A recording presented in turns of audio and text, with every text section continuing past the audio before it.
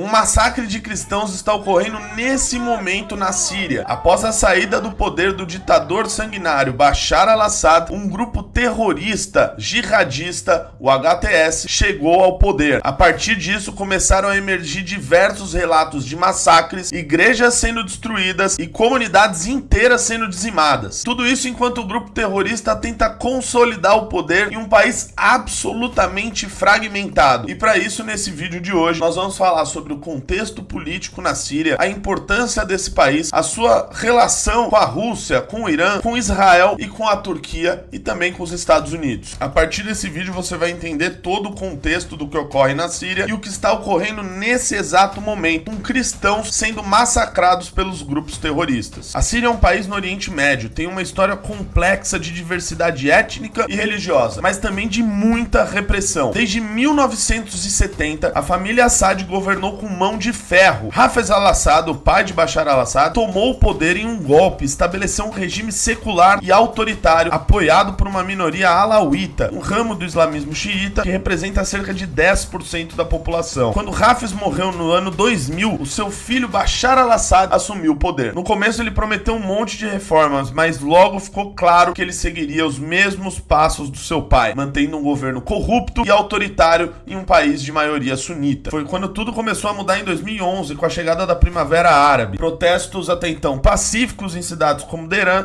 exigiam democracia e melhores condições de vida. A resposta de Assad foi brutal: prisões, torturas e massacres. O que começou com uma revolta popular virou uma guerra civil sangrenta, com grupos rebeldes jihadistas como o Estado Islâmico e potências estrangeiras entrando no conflito. Então vamos entender esse país absolutamente fragmentado. A Rússia e o Irã apoiaram Bashar al-Assad, enquanto os Estados Unidos, a Turquia e a Arábia Saudita armaram diferentes facções rebeldes. O resultado de tudo isso, mais de 600 mil mortos e metade da população deslocada em 13 anos de guerra. Até 2024, Bashar al-Assad havia recuperado grande parte do seu território, mas o seu regime estava absolutamente enfraquecido e dependente de aliados externos e incapaz de unir o país. Eis que, em novembro de 2024, o impensável aconteceu. Após alguns anos de estagnação no conflito, uma coalizão de rebeldes lideradas pelo Hayat Tahrir al-Sham, ou HTS, lançou uma ofensiva relâmpago. Em menos de 2 semanas, eles tomaram cidades-chave como Alepo, Homs e finalmente Damasco. No dia 8 de dezembro, Bashar al-Assad fugiu para Moscou em um avião cargueiro, buscando asilo político com seu aliado Vladimir Putin. Foi aí o fim de 54 anos de domínio da família Assad na Síria. Mas afinal, quem que é o Bashar al-Assad no imaginário global? Para muitos, é um ditador implacável. Ele enfrentou acusações de crimes de guerra graves, ataques a civis com armas químicas, como o massacre de Khan Sheikhoun em 2017, que matou 86 pessoas, torturas em prisões que eram descritas como verdadeiros matadouros humanos e bombardeios indiscriminados que destruíram cidades inteiras. Para vocês terem uma ideia, a ONU acusou Bashar al-Assad de limpeza étnica e violações sistemáticas de direitos humanos. O Assad sempre negou, chamando seus oponentes de terroristas apoiados pelo Ocidente. Para os seus aliados, a Rússia e o Irã, ele era uma espécie de baluarte na luta contra o extremismo islâmico. Mas para seus inimigos, ele era visto como um símbolo da tirania que imperou na Síria por mais de 50 anos. Quando Assad ainda estava no poder, ele controlava o oeste do país e as grandes cidades. Os curdos tinham autonomia no nordeste, com o apoio dos Estados Unidos. E outros grupos terroristas, como o HTS, dominavam bolsões como o IDIB.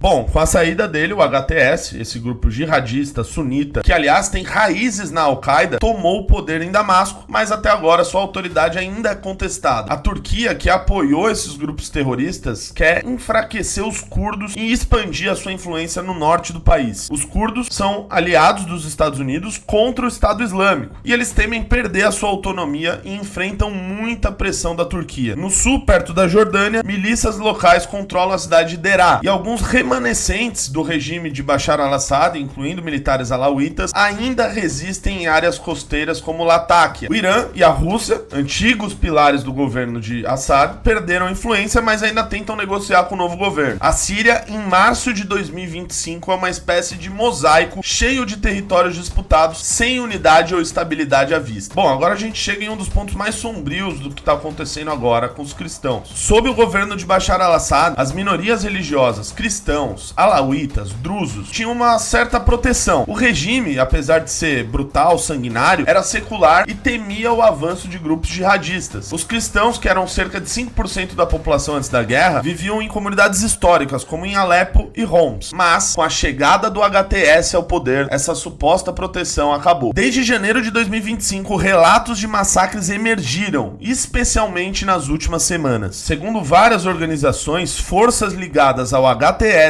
e outros grupos extremistas têm atacado vilarejos cristãos e alauítas no oeste do país. Igrejas foram bombardeadas, padres foram atacados e famílias inteiras foram destruídas. Tem vários vídeos de cruzes sendo derrubadas e mulheres sendo obrigadas a adotar a vestimenta islâmica. O novo presidente, o Ahmad al-Sharaa, que muitos chamam de Abu Mohammed al-Jalani, que é o líder do HTS, ele prometeu punir os responsáveis, mas as suas palavras soam vazias para muitas pessoas. Aliás, ele tentou passar uma certa moderação assim que ele tomou o poder, mas não foi aceito e muitas pessoas não acreditam que ele deixou de ser um terrorista apenas porque ele está usando um terno. O HTS, ele tenta se apresentar como moderado, agora que ele chegou ao poder, mas ele é visto como uma organização terrorista, tanto pela ONU como por vários outros países. Muita gente teme que, sob o governo do HTS, a Síria se torne um estado teocrático onde as minorias não têm espaço. Por isso, milhares de cristãos estão fugindo para o Líbano ou buscando refúgio em embaixadas, enquanto o mundo assiste, dividido entre condenações e silêncio. Hoje, dá para dizer que a Síria, que já é um estado falido, agora está à beira do abismo. Depois da queda de Bashar al-Assad, algumas mudanças acabaram ocorrendo que beneficiaram ou prejudicaram alguns países. No caso da Turquia, eles ganharam mais influência na Síria, enfraqueceram os curdos e agora tem um caminho livre para tentar moldar o novo governo. Para Israel, por um lado, foi positivo, uma vez que se sente mais seguro, pois a Síria de Bashar al-Assad era aliada do Irã e da Rússia e assim utilizava o seu território como uma espécie de passagem de armas iranianas para grupos terroristas como o Hezbollah e o Hamas que atacam Israel. Os Estados Unidos, que viu a Rússia e o Irã, que são seus inimigos, perderem força na região e ainda mantendo alguma influência no norte, na região curda. E parte dos sírios celebraram, claro, uma ditadura foi derrubada, muitos deles com esperança de voltar para a Síria, mas a violência continua e muitas minorias estão ameaçadas nesse momento. O HTS derrubou um tirano sanguinário, mas trouxe consigo uma onda de violência e intolerância que pode acabar com séculos de diversidade religiosa. Os cristãos, junto com os alauítas e outras minorias, estão pagando um preço muito alto. Tudo isso enquanto o país continua se fragmentando em feudos rivais. O futuro agora é bastante incerto. Muita gente aposta que a pressão internacional pode fazer com que o HTS se torne mais moderado, já outros imaginam que a Síria vai se tornar um novo Afeganistão. A gente segue acompanhando tudo que está ocorrendo na Síria, no Oriente Médio e no mundo como um todo, e a gente se vê no próximo vídeo. Não deixa de deixar um like nesse vídeo para que mais pessoas vejam e assistam. Verifica a sua inscrição e o sininho e a gente se vê no vídeo de amanhã. Beijos e abraços.